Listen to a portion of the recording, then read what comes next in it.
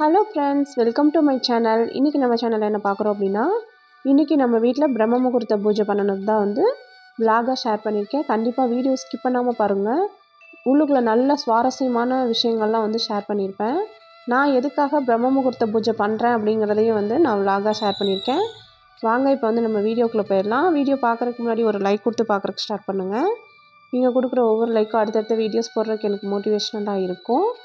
சேனலில் first time பார்க்குறீங்க அப்படின்னா சப்ஸ்கிரைப் பண்ணி சப்போர்ட் பண்ணுங்கள். காலையில் ஒரு 4:30 மணி அப்படிங்கிறப்பவே எந்திரிச்சிட்டு ஃப்ரெஷ் ஆகிட்டு வந்தாச்சு. என்னென்ன சமைக்கணுமோ அதுக்கு தகுந்த காய்கறிகள்லாம் வந்து வெளியில் எடுத்து வச்சுட்டு, அதுக்கப்புறமா நம்ம வெளியில் கோலம் போட போனோம் அப்படின்னா அரிசியெல்லாம் ஊற வச்சுட்டு போனோம் அப்படின்னா வந்தோடனே சமைக்கிறதுக்கு வந்து ஈஸியாக இருக்கும். அதனால் எல்லா காய்கறியும் வெளியில் எடுத்து வச்சுட்டு இப்போ வந்து சாமியை கும்பிட்டு திருநீர் வச்சுட்டு, எப்பயுமே திருநீர் வச்சுட்டு தான் வந்து வெளியில் நான் போவேன். ஃபஸ்ட்டு நம்ம எப்பயும் கதவு திறக்கிறதுக்கு முன்னாடி ஜன்னல் தான் வந்து ஓப்பன் பண்ணணும். ஃபஸ்ட்டு ஜன்னல்லாம் வந்து ஓப்பன் பண்ணிக்கலாம். இது வீடியோவில் ஒரு சிஸ்டர் சொல்லியிருந்தாங்க, ஈரத்துண்டோடு வந்து கோலம் போடக்கூடாது, அதுக்கப்புறம் வீட்டில் விளக்கும் வந்து ஏற்றக்கூடாது அப்படின்னு சொல்லியிருந்தாங்க. நான் வந்து நிலவாசலில் ஏற்றின விளக்கு வந்து பார்த்திங்கன்னா தலையில் துண்டை கட்டிகிட்டே வந்து ஏற்றிருந்தேன். அதனால் அவங்க வந்து பார்த்துட்டு அவங்க சொல்லியிருந்தாங்க. ஸோ அவங்களுக்காக வந்து ரொம்ப தேங்க்ஸ் வந்து சொல்லிக்கிறேன். அதனால் இன்றைக்கி தலையெல்லாம் சீவிட்டு அதுக்கப்புறமா தான் இன்றைக்கி கோலம் போட வந்திருக்கேன். இப்போ நிலவாசல்லாம் கூட்டிகிட்டு நம்ம வந்து தொடச்சி விட்டு கோலம் போட்டுக்கலாம். நேற்று வீடியோவில் ஒரு சிஸ்டர் வந்து கமெண்ட் பண்ணியிருந்தாங்க, சிஸ்டர் உங்களோட வீடியோ வந்து நேச்சுரலாக இருக்கிற மாதிரி இருக்குது, your video is very nature அப்படின்னு சொல்லி போட்டிருந்தாங்க. ரொம்ப ரொம்ப தேங்க்ஸ் சிஸ்டர். இந்த மாதிரி கமெண்ட் வந்தாலே அப்படியே ஒரு பூஸ்டப் ஆனது மாதிரி இருக்குது. எல்லோரும் சூப்பர் சிஸ்டர், உங்களோட விளாக் சூப்பராக இருக்குது அப்படின்லாம் கமெண்ட் பண்ணுறாங்க. உண்மையிலே அதெல்லாம் பார்க்குறப்போ நம்ம வந்து ஒரு நாளைக்கு வீடியோ கொடுக்க வேண்டாம் அப்படின்னு நினச்சா கூட இந்த மாதிரி கமெண்ட் பண்ணுறதுனால நம்மளுக்கு வந்து எந்திரிச்சு நம்ம வீடியோ போடணும்னு தோணுது. நான் மறுபடியும் பிரம்ம முகூர்த்த பூஜை வந்து ஸ்டார்ட் பண்ணதுக்கான ரீசனை வந்து இன்றைக்கி உங்கள் கூட ஷேர் பண்ணிக்கிறேன். எனக்கு வந்து முருகன்னா ரொம்ப ரொம்ப பிடிக்கும். முருகனும் சாய்பாபானா எனக்கு ரொம்ப ரொம்ப பிடிக்கும். ஸோ வந்து முருகனை டெய்லியும் முருகன்கிட்ட பேசுகிற மாதிரி பேசுவேன், முருகன்கிட்டையும் சாய்பாபாட்டையும் பேசுகிற மாதிரி பேசுவேன். நைட்டு தூங்க போகிறப்போ நீங்கள் வந்து எனக்கு எதுவுமே நீங்கள் வந்து தரமாட்டிக்கிறீங்க, நான் வந்து என்ன தப்பு பண்ணேன், ஏன் என்னைய மட்டும் இப்படி சோதிச்சுட்டே இருக்கீங்க, எனக்கு மட்டும் ஏதாவது ஒரு கஷ்டத்தை கொடுத்துக்கிட்டே இருக்கிறீங்க, நான்லாம் எதுக்கு தான் பிறந்தனோ அப்படிலாம் நான் வந்து முருகன்கிட்ட வந்து வேண்டிட்டு வந்து படுக்கிறேன். நான் முருகனை வந்து திட்டிகிட்டு படுக்கிறேன். அப்போ வந்து பார்த்திங்கன்னா நைட்டு கனவுல ஒரு பையன், அந்த பையன் வந்து பார்த்திங்கன்னா சட்டை போடலை, கிட்டத்தட்ட ஒரு 12 வயசு இருக்கும். அந்த பையன் வந்து பச்சை கலரில் துண்டு கட்டிட்டு நாடெல்லாம் மேய்ப்பாங்க இல்லைங்களா, அந்த மாதிரி ஒரு பையன் வந்து எங்கள் வீட்டு வாசலில் வந்து கேட்டுக்கிட்ட நிற்கிறான். கேட்டுக்கிட்ட நின்றுட்டு அக்கா அக்கான்னு கூப்பிட்றான். யாருப்பா நீ அப்படிங்கும், கேட்டை திறங்க நான் உள்ளே வரணும் அப்படின்னு சொல்கிறான்.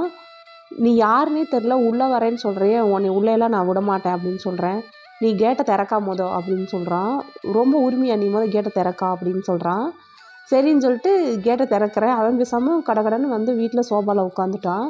யாருப்பா நீ பேசாமல் வந்துட்டுருக்க, நீ யாருன்னே தெரியல, உன்னை பார்த்தாலே எனக்கு பயமாக இருக்குது அப்படின்றேன். என்னைய பார்த்தா உனக்கு பயமாக இருக்காக்கோ, நீ ஏன் வந்து இப்படிலாம் நினைக்கிற அப்படின்னு சொல்லி அந்த பையன் சொல்கிறான். எனக்கு பயமாக இருக்குதுப்பா, யாரையுமே நான் நம்ப முடியல அப்படின்னு சொல்கிறேன். நீ ஒன்றும் என்னைய பார்த்தாலாம் நீ ஒன்றும் பயப்படாத அப்படின்னு சொல்லிட்டு, இப்போ உனக்கு என்ன பிரச்சனை அப்படின்னு சொல்கிறான். எனக்கு என்ன பிரச்சனை, என்னோடய பிரச்சனையை கேட்டு நீ என்ன பண்ண போகிற அப்படின்னு சொல்கிறேன். உனக்கு ஒரு பிரச்சனையும் கிடையாது, நீ நல்லா தான் இருக்க, உனக்கு வேணுங்கிறதெல்லாம் உனக்கு கிடச்சிட்டு தான் இருக்குது, உன்கிட்ட என்ன இல்லாமல் இருக்குதுன்னு நீ நினைக்கிற, உன்கிட்ட எல்லாமே தானே இருக்குது அப்படின்றான். என்கிட்ட எல்லாமே இருக்குது அப்படிங்கிறது உனக்கு எப்படி தெரியும் அப்படின்னு நான் சொல்கிறேன். உன்கிட்ட எல்லாமே இருக்குது, உன்கிட்ட என்ன இல்லாமல் இருக்குது சொல்லு, உனக்கிட்ட வீடு இல்லாமல் இருக்கா, வாசல் இல்லாமல் இருக்கா, தோட்டம் இல்லாமல் இருக்குதா, காடு இல்லாமல் இருக்கா, எல்லாமே தானே வச்சுருக்க, அப்புறம் என்கிட்ட அது இல்லை இது இல்லை நீ பேசாமல் புலம்பிகிட்டே இருக்க அப்படின்னு சொல்கிறான். ஆமாம், எனக்கு சொந்த வீடு இல்லைல்ல அப்படிங்கும். உனக்கு எங்கே, யார் சொன்னா உனக்கு சொந்த வீடு இல்லைன்னு, நீ தானே உனக்கு ஊரில் சொந்த வீடு இருக்குதுன்னு சொன்ன, ஊரில் இருந்தாலும் இங்கே இருந்தாலும் சொந்த வீடு தான் அப்படின்னு சொல்கிறான். அப்படியே உரிமையாக, ரொம்ப உரிமையாக பேசுகிறான். எனக்கு என்ன அப்படின்னு அப்படியே ஒரு மாதிரி ஆயிடுச்சு. யார் நீ என்னை பற்றி இந்த அளவுக்கு நீ தெரிஞ்சு வச்சுருக்க அப்படின்னு சொல்லிட்டு நானும் விரட்டுற மாதிரியெல்லாம் கேட்குறேன். அதுக்கப்புறம் இப்போ என்ன, உனக்கு சொந்த வீடு இங்கே நீ வாழ்கிற இடத்துல வேணும்னு நினைக்கிற அப்படி தானே, நான் ஒன்று சொல்கிற செய்தியா அப்படின்னு சொல்கிறான்.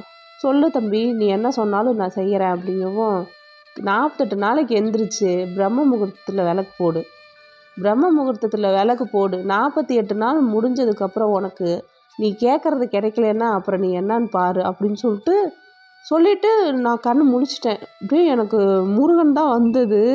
உண்மையிலே அப்படியே எனக்கு ஒரு மாதிரி ஆயிடுச்சு. காலையில் எந்திரிச்சோடனே யாருக்கிட்டடா இதை சொல்கிறது அப்படின்னு சொல்லிட்டு நேராக எந்திரிச்சோடனே குளிச்சுட்டு போய் முருகன்ட்ட அப்படியே அதாவது மண்டி போட்டு கும்பிடுவாங்கள்ல, நான் வந்து அப்படியே கீழே காலை நீட்டி அப்படின்னு கோயிலெல்லாம் விழுந்து கும்பிடுவோம் இல்லைங்களா, கொடி கம்பத்துக்கிட்ட, அந்த மாதிரி விழுந்துட்டேன். முருகா, எனக்கு வந்து நீங்கள் வழி காமிச்சிட்டீங்க, நான் இனிமேல் உங்களை இது பண்ணவே மாட்டேன் அப்படின்னு சொல்லிட்டு காலைல எந்திரிச்சோடனே கண்ணில் தண்ணி தான் வந்துச்சு. மில்லுன்னு நம்ம கூப்பிட்ட குரலுக்கு ஓடி வர்றது யாருன்னு பார்த்தீங்கன்னா, இந்த முருகன் மட்டும்தான் கூப்பிட்ட குரலுக்கு ஓடி வருவார். முருகா முருகான்னு சொல்லிட்டு உண்மையிலே அந்த அன்னைக்கு ஃபுல்லாக அவ்வளோ ஒரு சந்தோஷமாக இருந்துச்சு. நம்மளுக்கு அதாவது நம்ம கும்பிட்ற ஒரு சாமி நம்மளுக்கு நேரடியாக வந்து கனவுல ஒரு தீர்வு சொல்லிட்டு போகிறாங்க அப்படின்னா உண்மையிலே அதெல்லாம் வேறு லெவல்னு தான் சொல்லணும். உண்மையிலே வந்து எனக்கு அவ்வளோ சந்தோஷம். நான் பேசுகிறதுலே உங்களுக்கு தெரியும்னு நினைக்கிறேன். அவ்வளோ ஹாப்பியாக இருந்துச்சு எனக்கு. சரி, நம்மளுக்கு வந்து முருகனே வந்து சொன்னதுக்கப்புறம் நம்ம ஏன் அதை வந்து நம்ம பண்ணாமல் இருக்கணும் அப்படின்னு சொல்லிட்டு, இனிமேல் நம்ம வந்து 48 நாளைக்கு பிரம்ம முகூர்த்த பூஜை பண்ணி பார்க்கலாம். அப்பயும் நான் வந்து கனவுல இன்னொரு வார்த்தை கேட்குறேன். ஆமாம், எனக்கு எல்லாத்தையும் கொடுத்துட்டேன்னு சொல்கிறாங்கல்ல, என்னத்தை எனக்கு கொடுத்தாங்க? 4 வருஷமாக நானும் யூடியூப்பில் போட்டுட்டு தான் இருக்கேன்.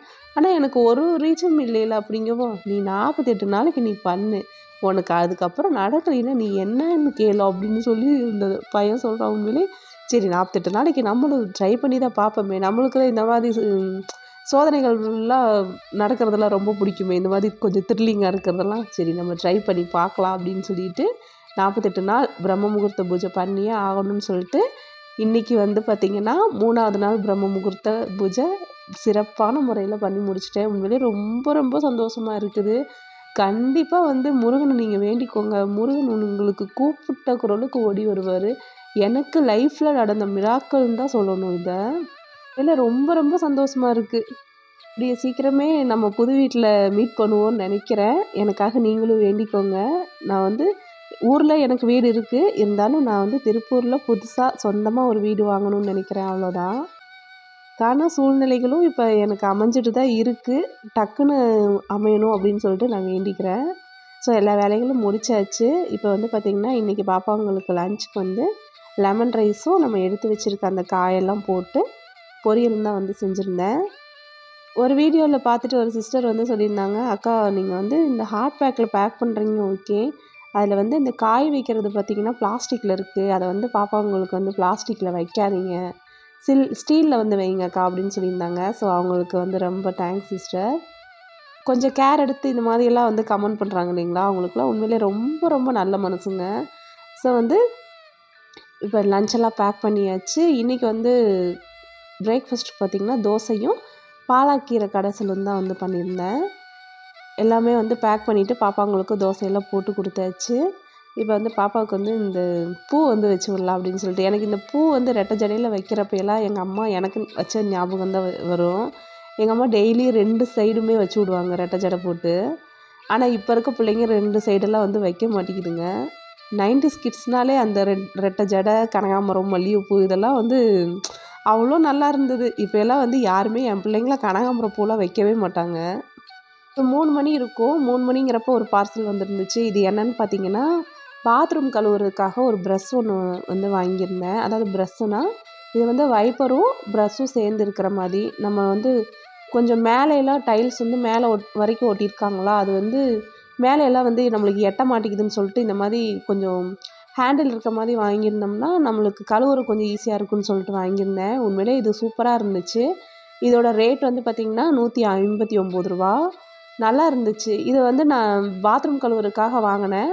ஆனால் இதை வீட்டுக்கு முன்னாடி இருக்குது இல்லைங்களா போர்டிகோ, அது கழுவுறதுக்கு வந்து இதை யூஸ் பண்ணிக்கலாம். இதே மாதிரி இன்னொன்று வந்து வாங்கி பாத்ரூம்க்கு வச்சுக்கலாம் அப்படின்னு நினச்சிட்ருக்கேன்.